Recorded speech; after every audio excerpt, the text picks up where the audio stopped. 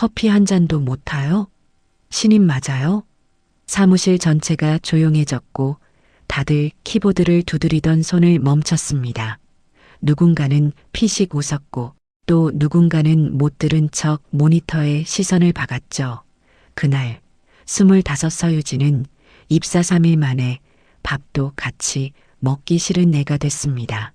하지만 그 자리에서 유일하게 조용히 자리에서 일어난 사람, 서유진에게 따뜻한 캔커피 하나를 건넨 사람은 모두가 무시하던 만년부장 김동석이었습니다. 그 전에 잠깐 이 영상이 마음에 드셨다면 구독과 좋아요 부탁드리며 지금 어디에서 시청하고 계신지 댓글로 남겨주세요. 여러분의 이야기도 듣고 싶습니다. 그럼 지금부터 시작되는 이야기 속으로 함께 들어가 볼까요? 커피 한 잔도 못 타요? 신임 맞아요?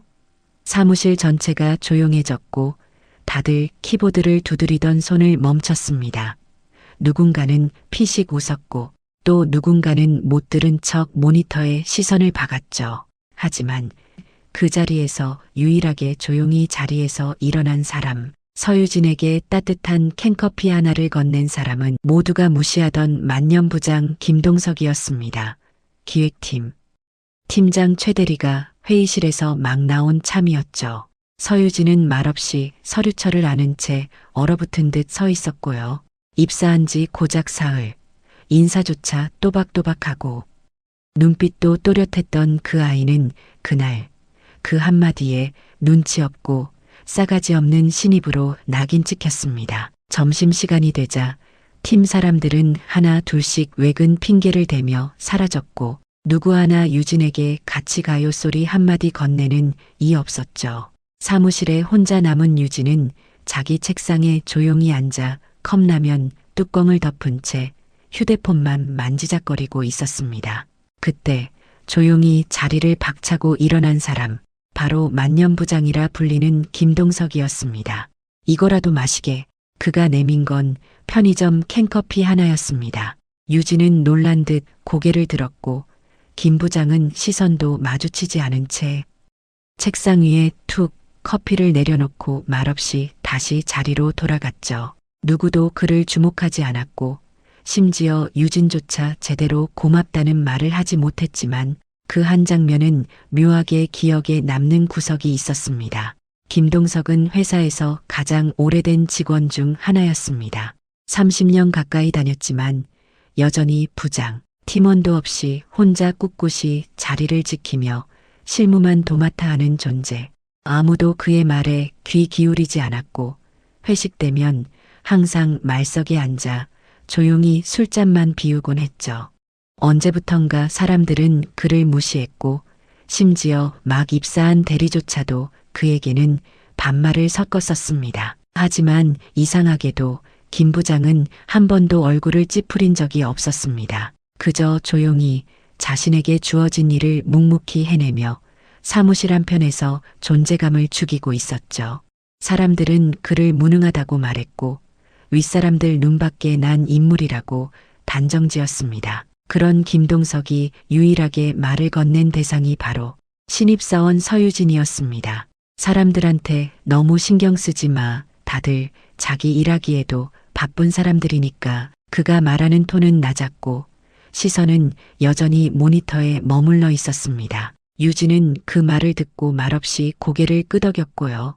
그날 이후 유진은 하루에 한 번쯤은 김 부장 자리를 힐끔 바라보곤 했습니다. 그 조용한 중년 사내에게서 묘한 따뜻함을 느끼기 시작했죠. 그런 와중에 유진은 회사 생활에서 점점 어려움을 겪기 시작했습니다. 동기들과도 자연스럽게 거리가 생겼고 회의에선 의견을 내도 묵살당하기 일쑤. 서류를 올리면 이게 뭐야. 이런 형식은 처음 보는데 하며 대놓고 면박을 받았죠. 그러다 보니 점점 말수도 줄었고 하루에도 몇 번씩 내가 뭘 그렇게 잘못했을까 생각하게 되었습니다. 하지만 김 부장만큼은 달랐습니다. 사소한 출력 실수에도 조용히 다시 방법을 알려줬고 야근하는 날엔 아무 말 없이 유진 자리에 라면 하나를 슬그머니 두고 가기도 했습니다. 그런 사람은 김 부장이 유일했습니다. 그리고 어느 날 그 일이 터졌습니다. 유진이 제출한 기획안이 부서장 손에 들어갔고 예상과 달리 그 안건은 그대로 채택되었죠. 사람들의 시선은 달라지긴커녕 더 날카로워졌습니다. 회장님 백이라도 있나 봐. 저래서 요즘 애들은 배가 불렀지. 이런 말들이 뒷말처럼 돌았고 유진은 점점 더 위축되어 갔습니다. 하지만 김동석은 여전히 똑같았습니다. 그는 무슨 일이 있어도 유진을 따로 대하지 않았고 예전처럼 조용히 인사를 받고 인사를 건네고 가끔은 말없이 커피를 하나 건네며 힘들지? 하고 묻는 유일한 사람이었죠. 그 말조차 큰 위로가 되었고 유진은 점점 그에게 의지하게 되었는지도 모릅니다. 그날은 유난히 공기가 무거웠습니다. 회의실 문이 열리자 기획안 발표를 마친 유진이 안색이 하얗게 질린 채 사무실로 돌아왔습니다. 팀장 최 대리는 뒤따라오며 일부러 들으라는 듯 큰 소리로 말했죠. 기획안이 뭐 이래. 감성팔이야 뭐야. 데이터 하나 없이 느낌으로 다 하겠다는 거냐. 유진은 말없이 자리에 앉아 고개를 푹 숙였습니다. 그날따라 사람들 눈길이 유난히 차갑게 느껴졌고 조용히 흘러나오던 프린터 소리마저 신경을 긁는 듯 아프게 울렸습니다. 하지만 다음 날 오전 사무실 전체를 뒤흔드는 메일 한 통이 도착했습니다. 본사 전략기획실에서 유진의 안건을 채택했다는 공문이었죠. 팀 전체가 웅성거리기 시작했고 회의실에 다시 소집된 직원들은 낯빛이 바뀌었습니다. 최 대리는 어쩔 줄 몰라 하며 멋쩍은 웃음을 지으며 말했죠. 신입이 운이 좋았네. 실수도 실력이긴 하지. 겉으론 축하한다며 박수를 치지만 속은 그렇지 않았습니다. 그 순간 김 부장은 조용히 고개를 들고 유진을 바라봤습니다. 유진은 무표정하게 앉아 있었지만 두 손을 책상 밑에서 꼭 쥐고 있었습니다. 김 부장은 그런 유진의 모습을 보며 천천히 자리에서 일어났습니다. 그리고 탕비실로 가더니 다시 커피 2캔을 들고 와 유진의 책상에 하나를 툭 내려놓았습니다. 이 맛은 내가 좋아할지 모르겠네. 난 요즘 이게 제일 낫더라. 유진은 그제야 미소를 지었습니다. 감사합니다. 그 말 한마디가 참 오래 걸렸습니다. 시간이 흘러도 팀 분위기는 크게 달라지지 않았습니다. 겉으론 달라진 척하지만 유진에 대한 시선은 여전히 싸늘했고 사무실에서는 오히려 백있나 보다 회장님 친척이라더라는 말이 돌기 시작했죠. 사람들은 이유 없는 성공을 받아들이지 못합니다. 그리고 그 이유가 자기보다 어린 여자라는 사실에 더 민감해졌고요. 하지만 유진은 점점 더 단단해졌습니다. 김 부장의 조용한 격려 덕이었을 겁니다. 야근하던 어느 날 유진은 김 부장에게 물었습니다. 부장님은 왜 이렇게 오래 계셨는데 승진 안 하셨어요? 김 부장은 컴퓨터 화면에서 눈을 떼지도 않고 대답했습니다. 다 그럴 이유가 있는 거지. 누구는 윗자리 욕심 없어서 그렇고 누구는 잘 보여야 할 사람한테 안 잘 보여서 그렇고. 유진은 입을 다물고 고개만 끄덕였습니다. 그 말에서 묘한 씁쓸함이 느껴졌죠. 며칠 뒤 부서 워크숍이 있던 날이었습니다. 산속에 있는 연수원에서 1박 2일로 일정이 잡혔고 유진은 어쩔 수 없이 참석하게 됐습니다. 첫날 저녁 고기 굽는 자리에서 또다시 문제가 터졌죠. 최 대리가 술에 취해 유진에게 말을 걸었습니다. 유진 씨, 진짜 회장님 딸이라는 말이 있던데 사실이야? 순간 술잔을 들고 있던 사람들 모두가 유진을 쳐다봤습니다. 유진은 잠시 정적을 깨지 않고 있다가 고개를 저었습니다. 그런 거 아니에요. 하지만 그 순간 김 부장이 술잔을 내려놓으며 말했습니다. 그런 말 왜 하십니까?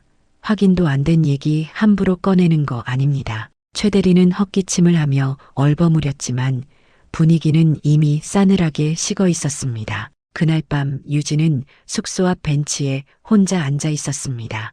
그리고 김 부장이 옆에 와 앉았습니다. 달빛이 나무 사이로 비치고 산바람이 얼굴을 스치고 있었습니다. 힘들겠네. 요즘 김 부장의 목소리는 낮았고 그 어조에는 묘한 안쓰러움이 묻어났습니다. 유진은 고개를 숙인 채 말했습니다. 괜찮아요. 다 견딜 수 있어요. 그때 김 부장은 처음으로 유진을 똑바로 바라보며 말했습니다. 내가 보기엔 너 참 잘하고 있어. 그 한마디에 유진은 아무 말 없이 눈을 감았습니다. 눈물이 나올까봐 참는 듯 그렇게 조용히 앉아 있었습니다. 워크숍이 끝난 다음 주 회사는 이상하리만큼 조용했습니다. 말 한마디에도 눈치를 보게 되는 분위기 속에서 유진은 예전보다 더 고요하게 움직였고 사람들의 시선은 여전히 묘하게 얽혀 있었습니다. 눈에 띄지 않게 하려고 애쓰는 듯하지만 그 눈빛 안엔 경계와 호기심이 함께 섞여 있었죠.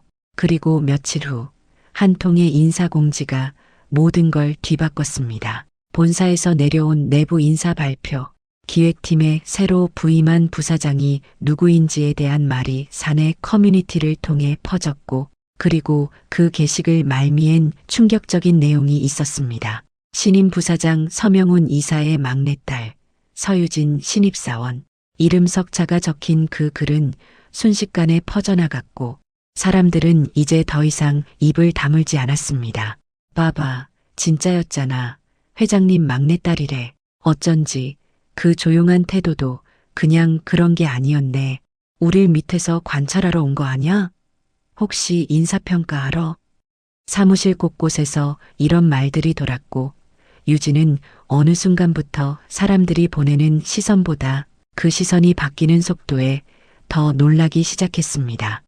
점심시간이면 아무도 부르지 않던 동기들이 갑자기 다가와 같이 가자고 말했고 회의 시간엔 유진이 입을 떼기 전부터 눈치를 살피며 맞장구를 치기 바빴습니다. 그 태도의 변화가 어찌나 노골적인지 유진은 오히려 웃음이 나올 지경이었죠. 하지만 단 한 사람, 김동석은 달라지지 않았습니다. 예전처럼 조용히 자기 일에 집중하고 커피 타러 가는 길에 묵묵히 유진에게도 한 잔 건네고 무슨 말을 하든 표정 하나 바꾸지 않았습니다.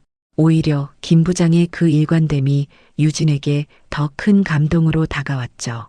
그날은 평소보다 일이 많았습니다.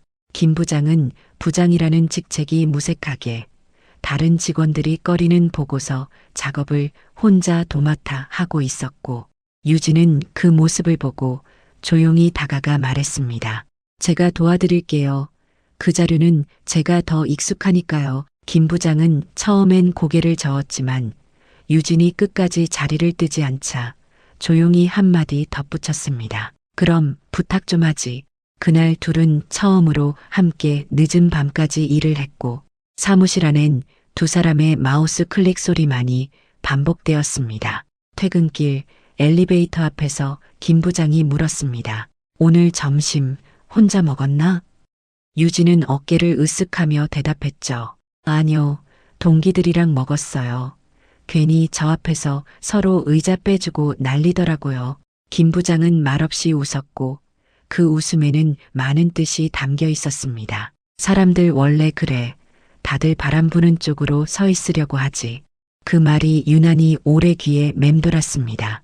며칠 후 유진은 본사 회의에 동석하게 되었습니다. 거기서 아버지인 회장을 직접 만나야 했죠. 서명훈 회장은 많은 사람들 앞에서 유진에게 공식적으로 인사를 건넸고 사내 공지도 통해 본인의 막내딸이 신입사원으로 입사해 현재 5호팀에서 근무 중이라는 사실을 발표했습니다. 그 순간 유진은 단상 아래서 김동석이 말없이 자신을 바라보는 모습을 보았습니다. 그 눈빛은 놀람도 두려움도 아닌 그저 묵묵한 응원의 느낌이었죠. 그날 이후 유진은 김 부장을 다시 보게 됐습니다. 누구보다 낮은 자세로 일하지만 누구보다 고든 사람, 어쩌면 세상에 이런 사람이 아직도 남아있다는 게 유진에겐 가장 큰 위안이었습니다. 다른 누구도 아닌 김동석이 자신을 사람 대 사람으로 대해주었고 그 진심을 알아봐준 유일한 인물이었습니다. 회장 딸이라는 사실이 알려진 뒤로 유진을 대하는 사람들의 태도는 하루가 다르게 바뀌었습니다. 사무실에서 마주치는 사람마다 깍듯이 인사하며 말을 조심했고, 심지어는 복사기 사용 순서를 양보하며 유진 씨 먼저 하세요 같은 말까지 나올 정도였죠. 그 전까지만 해도 회의 때 그녀의 의견을 무시하던 대리, 과장들조차 이제는 유진의 말에 고개를 끄덕이며 좋은 아이디어네요라고 말했습니다. 하지만 유진은 그 모든 변화가 마치 얇은 포장지처럼 느껴졌습니다. 그들이 진심으로 자신을 인정하는 것이 아님을 누구보다 유진 자신이 알고 있었기 때문이죠. 회장 딸이라는 타이틀이 아니었다면 그들은 여전히 자신을 커피도 못하는 신입으로 여겼을 겁니다. 그 씁쓸한 현실 속에서 유일하게 변함없이 다가오는 사람이 있었습니다. 바로 김동석 부장이었습니다. 김 부장은 여전히 예전처럼 조용히 일하며 유진이 회장 딸이라는 사실에도 아무런 반응을 보이지 않았습니다. 특별히 다정하게 굴지도 않았고 지나치게 피하지도 않았습니다. 그게 오히려 유진에게는 가장 큰 안정이자 위안이 되었죠. 그러던 어느 날 유진이 기획한 프로젝트가 본사 핵심 사업으로 채택되며 대대적인 발표회를 준비하게 됐습니다. 발표회 당일 유진은 프레젠테이션 준비를 위해 새벽같이 회사에 나왔고 아무도 없는 회의실에서 발표 자료를 정리하고 있었습니다. 그때 회의실 문이 열리고 김 부장이 조용히 들어섰죠. 이 시간에 벌써 나와 있었어? 그의 목소리는 늘 그렇듯 담담했고 유진은 놀라며 고개를 들었습니다. 부장님도요? 응, 아침 회의에 들어가야 해서. 그런데 발표 준비는 잘 돼가? 유진은 고개를 끄덕였습니다. 네, 그런데 좀 떨려요. 이번 발표가 제 경력의 중요한 분기점이 될지도 모르니까요. 그 말에 김 부장은 유진의 앞에 앉아 커피 한 잔을 내려놓으며 말했습니다. 사람들이 뭐라 하든 너는 내가 준비한 걸 믿으면 돼. 다른 건 다 흘려보내. 그 한마디에 유진은 마음 한구석이 따뜻해지는 걸 느꼈습니다. 그 따뜻함은 자신이 회장 딸이라서가 아니라 그저 한 사람으로서 존중받고 있다는 느낌이었죠. 발표회는 성공적이었습니다. 본사 임원들 앞에서 유진은 당당하게 프로젝트를 설명했고 끝난 뒤 박수가 쏟아졌습니다. 회장 역시 만족한 표정으로 유진을 바라보며 고개를 끄덕였습니다. 하지만 그보다 유진이 더 기뻤던 순간은 모든 발표가 끝나고 복귀하는 길목에서 김 부장이 조용히 건넨 말이었습니다. 정말 잘했어. 이제야 좀 웃네. 그 말에 유진은 멈춰서서 김 부장을 바라봤고 부장님은 제가 누군지 알고 있었어요? 김 부장은 잠시 침묵하다가 조용히 입을 열었습니다. 대충 눈치는 챘지. 처음 봤을 때부터 그냥 어딘가 달랐으니까. 그럼에도 불구하고 저를 도와주셨던 이유는 뭐였어요? 그 질문에 김 부장은 잠시 눈을 피하다가 말했습니다. 그냥 내가 내 딸 같았어. 나도 딸이 하나 있었거든. 내 또래였지. 그 말에 유진은 놀란 표정을 지었습니다. 그동안 김 부장이 보여준 따뜻함의 이유를 그제야 이해하게 됐죠. 그건 계산이나 눈치가 아닌 진심이었습니다. 유진은 고개를 숙이며 말했습니다. 감사해요. 부장님 같은 분이 계셔서 이 회사에 다닐 수 있었어요. 김 부장은 말없이 고개를 끄덕였고 그날의 하늘은 이상하리만치 맑았습니다. 발표회 이후 유진은 회사에서 확고한 입지를 다져가기 시작했습니다. 더는 회장 딸이라는 꼬리표로만 보지 않았고 그녀의 일처리 방식과 아이디어 그리고 추진력은 임원진 사이에서도 좋은 평을 얻었죠. 하지만 유진 본인은 오히려 조용해졌습니다. 지나치게 드러나는 것도 과하게 평가받는 것도 부담스러웠기 때문입니다. 오히려 유진이 가장 편하게 대할 수 있었던 사람은 여전히 김동석이었습니다. 그는 자신의 자리를 벗어나지 않았고 늘 하던 일처럼 보고서를 검토하고 후배들의 실수를 대신 수습하고 회의 중에도 절대 남의 말을 끊지 않는 태도로 조용히 존재감을 드러냈습니다. 유진은 어느 날 김 부장을 점심시간에 찾아갔습니다. 조용한 구내식당 한켠, 늘 혼자서 국을 뜨던 그 자리였죠. 같이 먹어도 돼요? 김 부장은 잠시 놀란 듯 눈을 치켜떴다가 이내 미소 지으며 고개를 끄덕였습니다. 그럼 빈자리 많지. 두 사람은 함께 밥을 먹었고 말수는 많지 않았지만 마음은 편안했습니다. 유진은 식판을 정리하며 문득 물었습니다. 부장님, 예전엔 승진 기회 없었어요? 그 질문에 김 부장은 숟가락을 내려놓고 조용히 입을 열었습니다. 기회야 있었지. 근데 사람이 너무 똑바로만 살면 조직에선 튀기도 하거든. 그 말에 유진은 무겁게 고개를 끄덕였습니다. 며칠 뒤 유진은 회장실로 불려갔습니다. 서명훈 회장은 딸을 맞이한 얼굴이 아닌 경영자로서의 얼굴로 유진을 바라봤습니다. 김동석 부장에 대해 들었냐? 유진은 잠시 말을 아끼다 고개를 끄덕였습니다. 많이 들었어요. 그리고 직접 보면서 느꼈고요. 회장은 잠시 침묵하다가 말을 이었습니다. 사실 내가 입사하기 전부터 그 사람에 대한 이야기는 들었었지. 성실하고 정직하고 하지만 승진과는 거리가 멀다는 평가. 윗사람들 눈밖에 난 적도 많고 유진은 그 말에 단호하게 말했습니다. 저는 그런 분이야말로 진짜 리더라고 생각해요. 회장은 미소 지으며 고개를 끄덕였습니다. 그래, 그래서 그 사람을 다시 한번 기용하려 한다. 며칠 후 김동석의 이름이 다시 사내에 오르내리기 시작했습니다. 본사 기획부장으로의 정격 승진, 회장의 직접 지시로 인사팀에서 새로 올린 인사공지에는 김 부장의 이름이 올라 있었습니다. 사람들은 놀라워했고 일부는 불만을 품기도 했지만 대부분은 고개를 끄덕이며 수긍했습니다. 그래, 그 정도면 자격 있지. 묵묵히 일한 사람한테도 기회는 와야지. 유진은 그날 김 부장의 자리로 조용히 찾아가 말했습니다. 축하드려요, 부장님. 아니, 이제 실장님이시죠. 김 부장은 멋쩍게 웃으며 고개를 저었습니다. 내 자리가 어색하긴 하네. 그래도 이렇게 다시 일할 수 있게 된 것도 내 덕분이다. 유진은 웃으며 고개를 저었습니다. 아니요, 저는 그냥 부장님께 받은 걸 되돌려드린 것뿐이에요. 그날 퇴근길 유진은 사무실 불이 꺼진 걸 확인하고 조용히 나섰습니다. 복도 한켠 빈자리에 앉아있던 김 부장의 옛 책상 앞에서 잠시 멈췄고요. 거기엔 누군가 놓고 간 커피 한 캔이 남겨져 있었습니다. 그 옆엔 조그맣게 적힌 메모가 붙어 있었죠.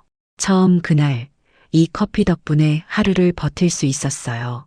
감사합니다. 유진은 조용히 웃었습니다. 그 어떤 말보다 진심이 느껴지는 메모였죠. 김동석 실장이 된 지 몇 달이 지났습니다. 사람들의 태도는 확연히 달라졌고 그는 이제 더 이상 무시당하거나 외면받는 인물이 아니었습니다. 회의에서 의견을 내면 모두가 귀를 기울였고 그가 제안한 안건은 무게감이 달랐습니다. 하지만 그는 여전히 예전처럼 조용히 말보다 행동으로 보여주는 사람이었죠. 사무실 책상도 그대로, 커피 마시는 시간도 그대로, 점심시간이면 혼자 밥을 먹다가도 누가 다가오면 조용히 반겨주는 모습까지도 단 하나도 변하지 않았습니다. 어느 날 유진은 김 실장의 자리에 앉아 그와 함께 프로젝트 방향을 논의하고 있었습니다. 그는 늘 그렇듯 꼼꼼히 내용을 살피며 몇 가지 조언을 건넸고 유진은 그의 말 하나하나를 놓치지 않으려 필기를 하며 고개를 끄덕였습니다. 그때였습니다. 한 직원이 다가와 유진에게 조심스럽게 말을 붙였죠. 유진 씨, 혹시 시간 괜찮으면 이따가 잠깐 팀 회의 같이 할 수 있을까요? 예전 같았으면 상상도 못할 일이었습니다. 직원들이 먼저 유진에게 손을 내밀고 그녀를 중심으로 프로젝트가 굴러가기 시작한 겁니다. 하지만 유진은 그 모든 것이 김 실장의 진심에서 비롯되었다고 믿고 있었습니다. 자신이 진심으로 존중받았기에 다른 사람들에게도 그 진심을 보여줄 수 있었던 거죠. 그러던 어느 날 김 실장이 조용히 사직서를 제출했습니다. 이제는 좀 쉬어야 할 것 같아서 그 말에 유진은 깜짝 놀라 말렸지만 그는 미소 지으며 말했습니다. 나는 이제 할 만큼 했어. 너같이 당찬 후배들이 자리를 잡고 있으니 이제 나도 내 인생을 좀 돌아봐야지. 회사의 마지막 날 유진은 김 실장의 책상 위에 조용히 무언가를 올려두었습니다. 하얀 봉투 하나, 그리고 그 안에는 편지 한 장이 들어 있었습니다. 실장님, 처음 입사했을 때 아무도 제게 따뜻한 말을 건네지 않았습니다. 하지만 실장님은 유일하게 제게 캔커피를 건네며 말없이 자리를 지켜주셨죠. 그 한 잔의 커피가 제가 견딜 수 있었던 이유였습니다. 감사합니다. 당신의 진심은 제 인생을 바꿨어요. 언젠가 실장님 같은 어른이 되고 싶습니다. 진심으로 고맙습니다. 서유진 드림. 그날 회사 로비를 나서던 김 실장은 한참을 발걸음을 멈추고 손에 쥔 편지를 가슴에 조용히 넣었습니다.